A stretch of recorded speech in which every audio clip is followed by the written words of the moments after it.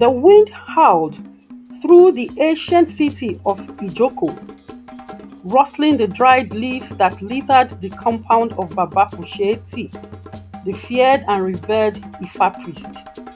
The smell of burning incense mixed with the distant cries of a night bird, sending shivers down Adunni's spine as she knelt before the old man. "Baba, please," she whispered, her voice trembling. "I want out. I cannot keep doing this. Please, Baba, have mercy on me. I have tried, Baba. I have served you faithfully since I was 18. Baba, have mercy on me. Let me go." Baba Kosheti's cold, calculating eyes burst into hers.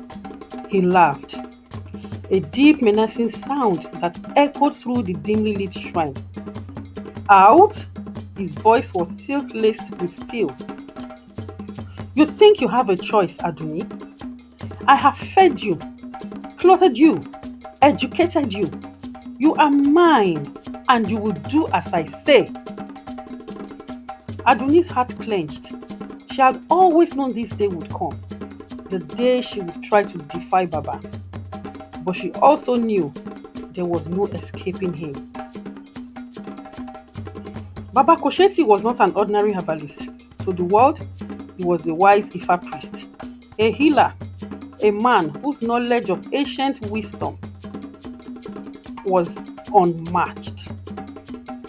Baba was powerful. Baba's charms were not fake at all. No, no, no, no, no. Baba was the real deal. However, his charms were not always to help.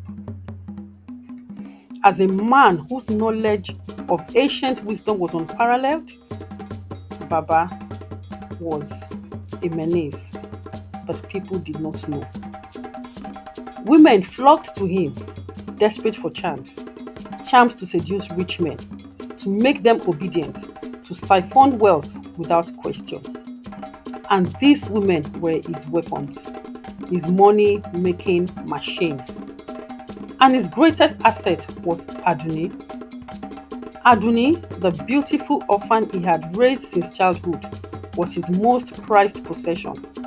He had lured her into this dark world under the guise of protection and love. She had never wanted this life, but every attempt to live was met with threats, both spoken and unseen. Baba Kosheti's influence over her was not just physical. He had bound her spiritually without her knowledge, making escape impossible. These women that Baba used, of which Adunni was number one, used charms to sleep with these rich young men. And once the deed was done, the men would become like zombies to them. Everything they requested from these men would be granted. Baba had amassed wealth through this medium over the years. But you know what they say, greed does not know when to stop. Baba's greed continued to make him make use of these young women, especially Adunni. And over the years, Adunni had grown to resent Baba.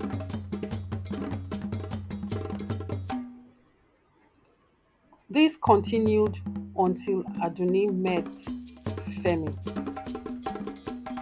Femi had just returned from the United States, taking up a prestigious job at a telecommunications company where Adunni also worked.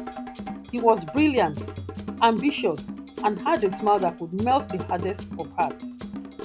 Adunni met him by chance at work, and for the first time in her life, she felt something real, something pure.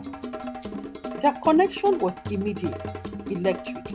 They spent their lunch breaks talking about everything and nothing. He was drawn to her beauty, but more than that, he saw the pain in her eyes. She never spoke about her past, and he never pried.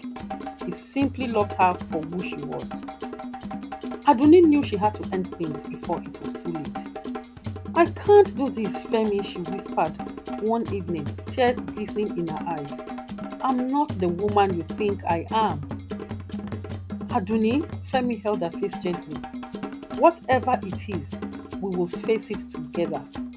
I love you, and I love you just as you are, and nothing will ever change this. Those words shattered her resolve, but she underestimated Baba Kusheti. Aduni loved Femi with every fiber of her being. She was ready to defy Baba if she knew that the risk was only for her.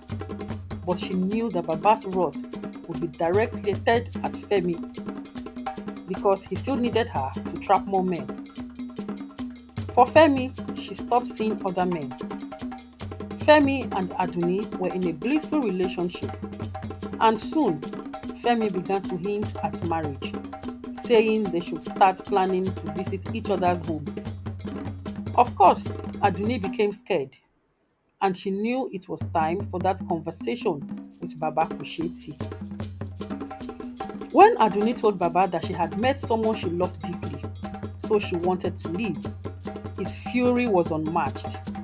He didn't yell, he simply smiled, a smile that sent a cold dread through her.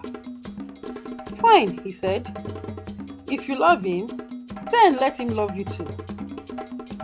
That night, Baba gave her a portion, instructing her to mix it into Femi's drink. She refused, and then she left. But Baba had already taken precautions. Unbeknownst to her, Baba had placed a charm on her, forcing her to unknowingly pass on the spell to Femi. And the moment she slept with him, the consequences unfolded. Aduni woke up to Femi's labored breathing. His body was paralyzed from the waist down, his voice barely coherent. His eyes held no confusion, only realization. Aduni, he rasped, take me home. She panicked. Home? Where? I need to take you to the hospital. No, Baba, he whispered. Aduni froze. Baba. But then, Femi requested for a piece of paper and a pen, and he wrote down the address of Baba. The address he wrote down led her back to Baba Kusheti's house. Fear gripped her, but she had no choice. She drove, heart pounding, hands trembling, until she reached the place she never thought she would willingly return to. Baba Kusheti stepped out, smirking. You've come back. Good girl. Where is the sacri? He stopped mid-sentence. His eyes widened in horror. No, no, no, Aduni. Aduni, no. Please don't tell me that this is the man you told me about. Aduni looked at both of them in confusion. Yes, he is, Baba. Do you know each other? How come? Shock paralyzed Baba, so he couldn't talk. But Femi answered weakly. He is my father.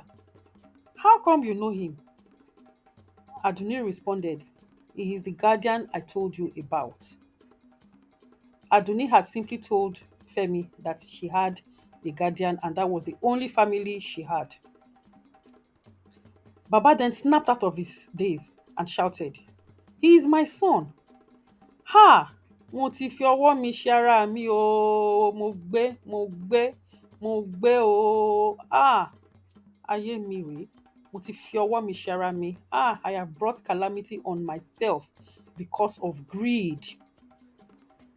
Aduni quickly summarized her relationship with Baba to Femi and what he used her and other young women for. Femi stared at his father, rage burning in his eyes. Father, his voice was weak, but his words carried the weight of betrayal. Baba Kosheti staggered backward. He had unknowingly cursed his own son. Baba had always kept Femi far away from his world. Unlike the women he used as pawns, Femi had been sheltered, sent abroad, given an education, protected from the darkness that shrouded his father's dealings. Baba had wanted a different future for him, one untainted by his sins. And yet, fate had led him right back to the very evil he had been spared from. For the first time, Baba Kosheti's face drained of arrogance. He knew what must be done. The only way to break the curse was through a sacrifice, a life for a life, his own, for his sons. Baba, Adunni pleaded, realization dawning on her. You can fix this, right, Baba? Baba, you are powerful, right? You can fix this. Ha, Baba, I'm sure you can. Please try. Baba Kosheti sighed. I can, but at a cost. Femi's eyes never left his father. You destroy lives, Baba. Was I just another pawn to you? Tears streamed down Aduni's face. Baba, please, do something. Do something. Let's help him, please, Baba. Baba Kosheti nodded solemnly. He gathered his sacred materials, performed the ritual, and placed his hands on Femi. Femi gasped, his strength returning. He moved his fingers, then his toes. Baba Kosheti collapsed. His eyes met Femi's one last time. I was wrong, my son. Live righteously. And with that, Baba Kosheti took his last breath. Femi forgave Adunni. She, in turn, vowed never to be bound by darkness again. They left the village together, hand in hand, leaving behind a past filled with shadows, stepping into a future filled with light. And thus, the righteous enchantress was born, not a woman of dark magic, but a woman redeemed by love and righteousness. Thank you for watching The Righteous Enchantress. I hope you enjoyed it as much as I enjoyed writing it. I'd love to hear from you. Let me know your opinions. How selfish was Baba to have sheltered his own son while making use of other people's children for his evil deeds, especially a child that was placed in his care to nurture? Also, do you think that Reb Aduni and Femi would live a peaceful life now that Baba is dead? Or do you think that karma might still catch up with Aduni? I personally think that with Baba dead, everything should go on blissfully. After all, Aduni was simply a victim in this whole story. And let me tell you that this story was actually based on real life events. Yes. So I'd truly love to hear from you. Thank you for watching. Don't forget to like, comment, share, and subscribe. Hello, friends. It's your personal person, Cha. Thank you for watching and for being a part of this family. Please like and subscribe for more wisdom tales. See you in the next video.